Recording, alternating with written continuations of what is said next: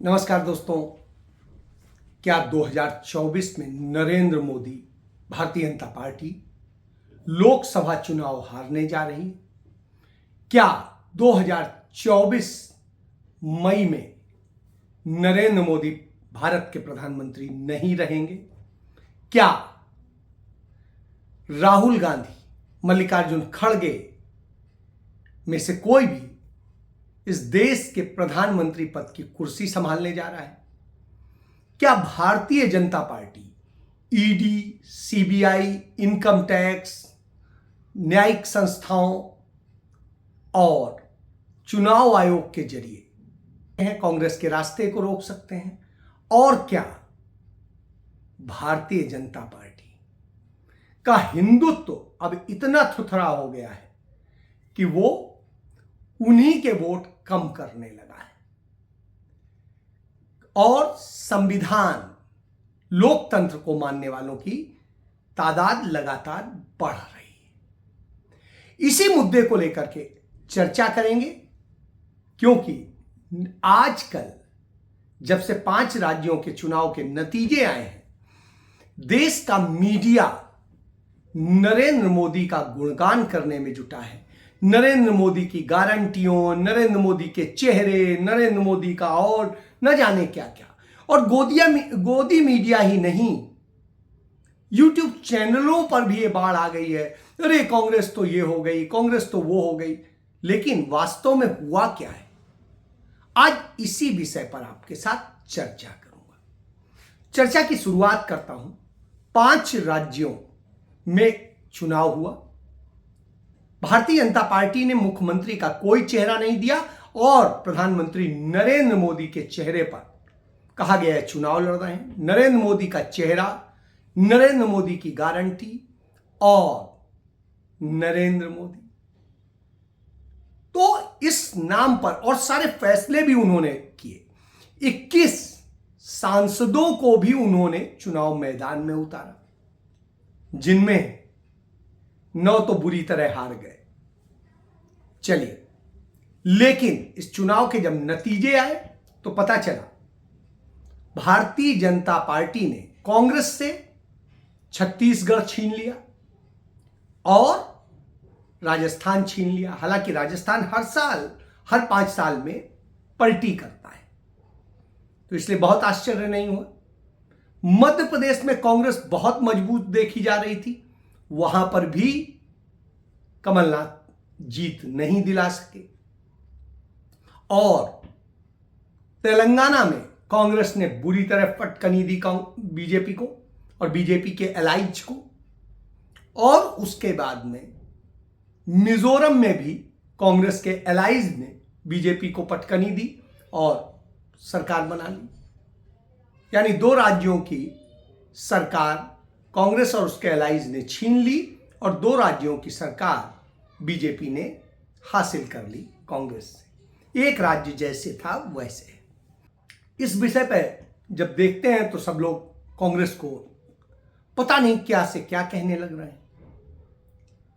अब जब मैंने भी शुरुआती दौर में देखा, मुझे भी सेटबैक लगा, लेकिन जब मैंने इसके आंकड़ों से सारी समीक्षा की तो मैंने कहा धन्यवाद राहुल जी, धन्यवाद खड़गे जी, धन्यवाद गहलोत जी, धन्यवाद कमलनाथ जी, धन्यवाद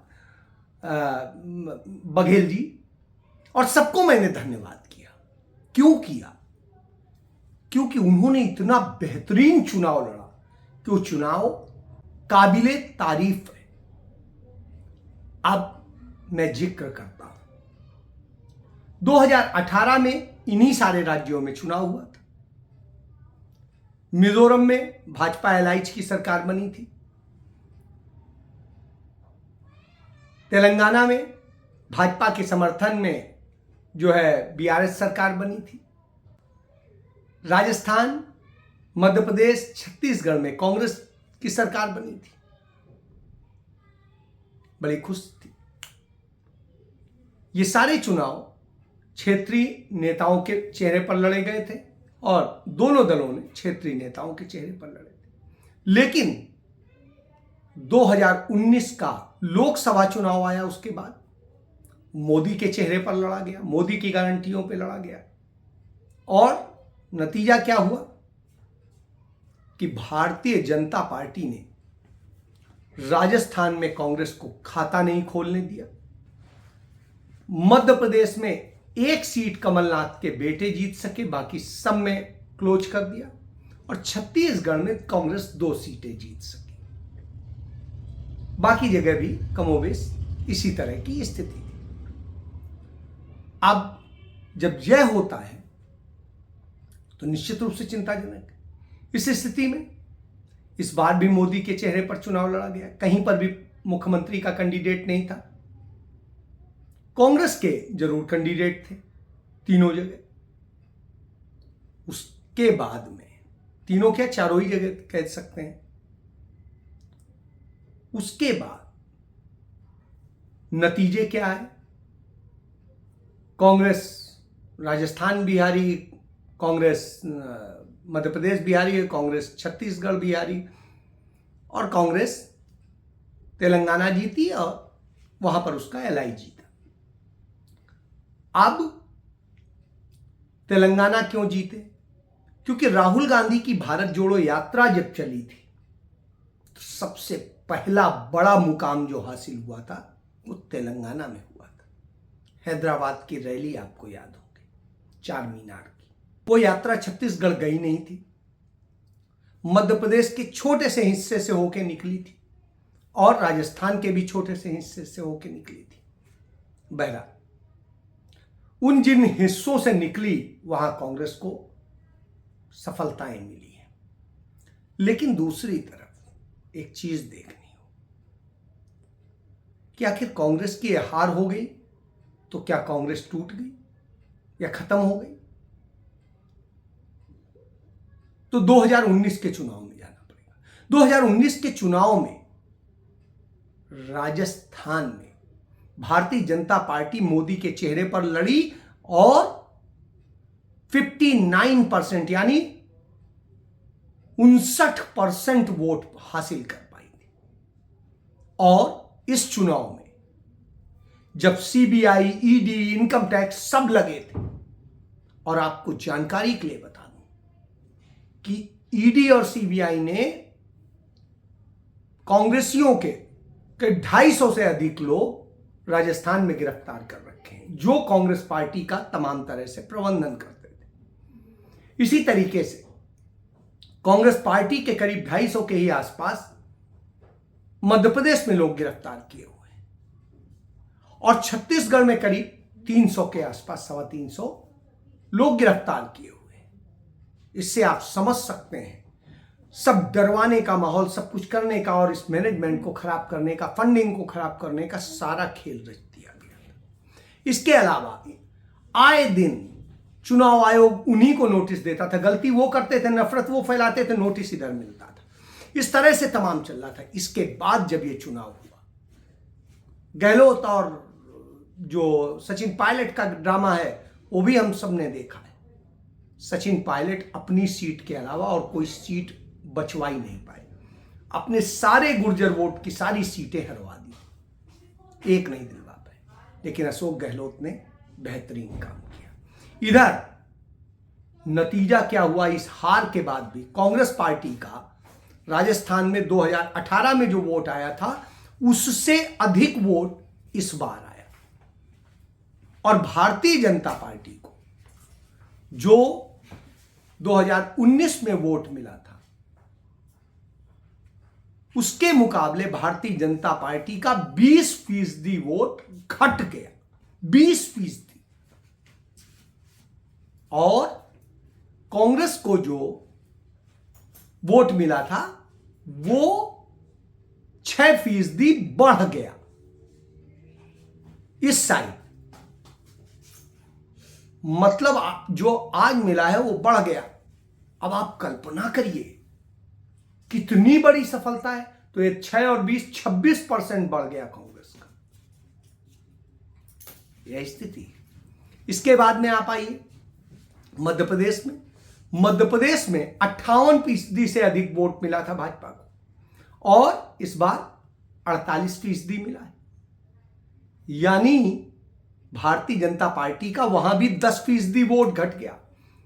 और कांग्रेस को उस समय जो वोट मिला थे तो उससे जोड़ेंगे तो वो 16% कांग्रेस पार्टी का एक प्रकार से वो हो जाता है, वृद्धि हो जाती।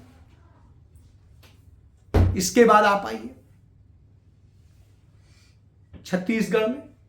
छत्तीसगढ़ में भारतीय जनता पार्टी को 50% से अधिक वोट मिला था। और स्थिति है इस बार जो उसे वोट मिला है उससे 4% कम मिला है। और कांग्रेस पार्टी ने इस बार भी बहुत अच्छा परफॉर्म किया है। ऐसी स्थिति में आप बताइए, यह वोट यदि लोकसभा के हिसाब से हम कन्वर्ट करते हैं उन सीटों पर, तो कांग्रेस पार्टी राजस्थान में कम से कम 10 से 11 सीटें जीतती है, मध्य प्रदेश में 12 से 13 सीटें जीतती है और छत्तीसगढ़ में 4 सीटें जीतती है। आज कांग्रेस के पास में राजस्थान में एक भी सीट नहीं है, मध्य प्रदेश में 1 सीट है और छत्तीसगढ़ में 2 सीटें हैं। यानी कांग्रेस पार्टी को बैठे बिठाए 26 सीटें मिल जा रही हैं। तो मैं कांग्रेस पार्टी के मतदाताओं को, उनके नेताओं को और सबके उनके प्रबंधन को धन्यवाद करता हूं। और यह स्थिति तब है जब हिंदुत्व का कैसा नफरत भरा खेल खेला गया, किस तरीके से तमाम दुरुपयोग करने के साथ साथ तमाम और दूसरे हमले हुए, किस तरीके से वोट बदले गए। और इन सब के बाद यदि कांग्रेस पार्टी का इतना वोट इंटैक्ट ये रखते हैं, बढ़ाते हैं, तो इसके लिए वो धन्यवाद के पात्र हैं। और इससे लगता है कि जिस तरीके से कांग्रेस पार्टी ने छत्तीसगढ़ के बाद में भले हार दिया, लेकिन तेलंगाना जीत के भारतीय जनता पार्टी जो दक्षिण में भी बड़ा अच्छा वोट पाती थी, उसका पूरा रास्ता बंद कर दिया है।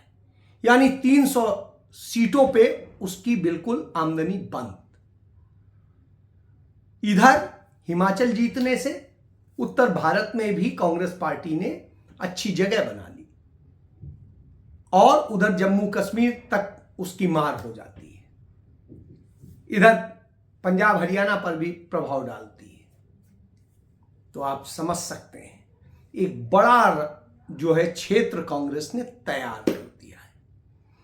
2019 के चुनाव में यदि इस तरह से वोट यही पड़ गया, बढ़ने की बात नहीं करता हूं, तो भी भारतीय जनता पार्टी हार जाएगी, क्योंकि भारतीय जनता पार्टी अब बची बड़े सीमित जगह है। कहाँ है? हरियाणा में, राजस्थान में, छत्तीसगढ़ में, मध्य प्रदेश में, गुजरात में, महाराष्ट्र में, उत्तर प्रदेश में, आसाम में और नॉर्थ ईस्ट के कुछ राज्यों में, बाकी कहीं नहीं। तो यानी अधिकतर राज्य अभी भी ऐसे हैं। तो इस स्थिति में अब कांग्रेस के लिए मिठाई बांटने का वक्त है। बस लग जाइए पूरी लगन से। मोदी तो गयो और राहुल इन। जो कुछ और खतरे थे, समाजवादी पार्टी, आम आदमी पार्टी, ओवैसी और ये भी सब एक्सपोज हो गए। ओवैसी एक्सपोज हो गया है कि कैसे वो भाजपा की बी टीम की तरह काम करता है। वो जिस राज्य का है वहां सिर्फ 8 प्रत्याशी उतारता है और जो नफरत फैलाने वाले भाजपा का अध्यक्ष है, जो मुसलमानों को गालियां देता है, न जाने क्या क्या कहता है सार्वजनिक तौर पे, उसके खिलाफ वो प्रत्याशी नहीं उतारते हैं। और स्थिति ये है, उसके अलावा वो बीआरएस के साथ मिलकर किस तरीके से खेल करते हैं। और फिर जिन राज्यों में कांग्रेस जीतने की स्थिति में होती है, वहां पर जाकर के उसके वोट कटुआ का काम करते हैं।